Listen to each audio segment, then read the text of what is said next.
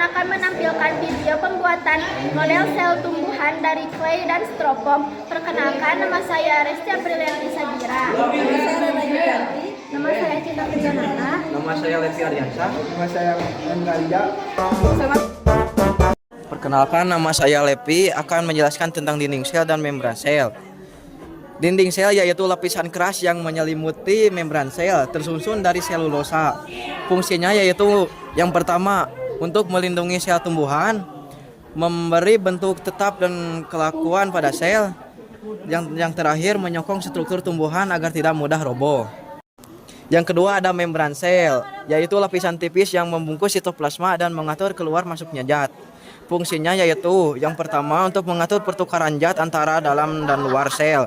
Kedua, melindungi isi sel, dan yang terakhir tepat terjadinya transport aktif dan pasif. Perkenalkan, nama saya Rena. Di sini akan menjelaskan tentang nukleus dan sitoplasma. Nukleus adalah organel pengendali seluruh aktivitas sel yang mengandung DNA. Merupakan bagian yang paling penting bagi sel. Berdiameter 5 mikrometer, diselubungi membran ganda, membran luar dan dalam yang dipisahkan ruangan sekitar 20 sampai 40 nanomikro. Di dalam nukleus terdapat nukleus plasma, plasma inti, anak inti yaitu nukleus, dan materi genetik berupa benang-benang kromatin.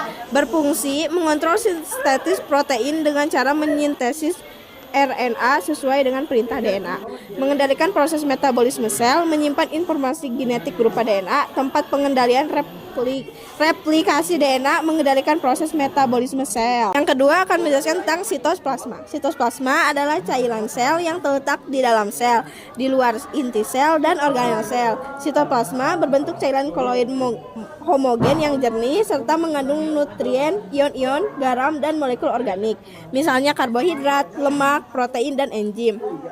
Di dalam sitoplasma terdapat organel sel antara lain mitokondria, retikulum endoplasma, ribosom, badan Golgi, lisosom, vakuola, dan plastida, serta sentrosom dan sentriol bagi sel hewan. Fungsi sitoplasma adalah menjaga bentuk sel dan menjaga organel-organel tetap pada tempat. Di sini ada vakuola. Vakuola adalah organel bermembran tunggal yang berisi cairan, menepati 80% volume sel. Vakuola tumbuhan berisi getah sel yang mengandung garam, gula, asam organik, protein, pigmen. Tonoplas, membran yang mengelilingi vakuola. Pada sel hewan, vakuola berukuran kecil dan tidak permanen, sedangkan di sel tumbuhan berukuran sangat besar. Di dalam sitoplasma terdapat sitoskeleton yang berfungsi menjadi kerangka agar organel-organel tetap pada tempatnya. Perkenalkan, nama saya Cinta Trijanata. Saya akan menjelaskan tentang badan Golgi. Badan Golgi ditemukan pertama kali oleh Camillo Golgi pada tahun 1898 di dalam sel-sel kelenjar. Badan Golgi terdiri atas tumpukan kantong membran, pipis, sisterna, dan vesikula-vesikula.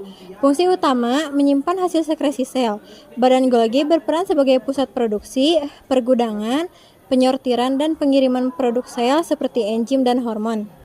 Di sini ada ribosom dan di sini ada lisosom. Ribosom berbentuk butiran kecil dengan diameter sekitar 20-22 nanomikro. Ribosom dapat dibedakan menjadi dua jenis, yaitu satu, ribosom bebas tersuspensi di dalam sitosol. Ribosom terikat menempel pada retikulum endoplasma atau RE. Ribosom berfungsi sebagai tempat sintesis protein.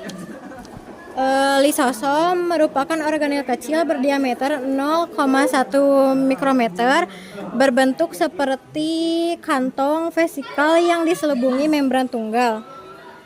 Lisosom berisi enzim hidrolisis untuk mencerna bahan-bahan dalam sel. Lisosom berasal dari RE atau badan Golgi. Saat sel mati, lisosom melepaskan enzim untuk mencerna sisa-sisa sel melalui proses autolisis.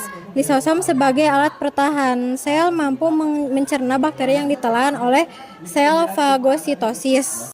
Perkenalkan, saya Resti akan menjelaskan mengenai retikulum endoplasma. Retikulum endoplasma adalah membran berbentuk labirin yang berhubungan dengan selubung inti sel. Retikulum endoplasma dibedakan menjadi dua jenis, yaitu retikulum endoplasma halus dan retikulum endoplasma kasar. Retikulum endoplasma halus yaitu tidak bergranula, permukaannya tidak ditempeli oleh ribosom. RE halus berperan dalam proses sintetis lipid, fosfolipid, dan streol, metabolisme karbohidrat, dan menetralisir racun. Di dalam sel ovarium, testis, hati, dan otot banyak mengandung RE halus.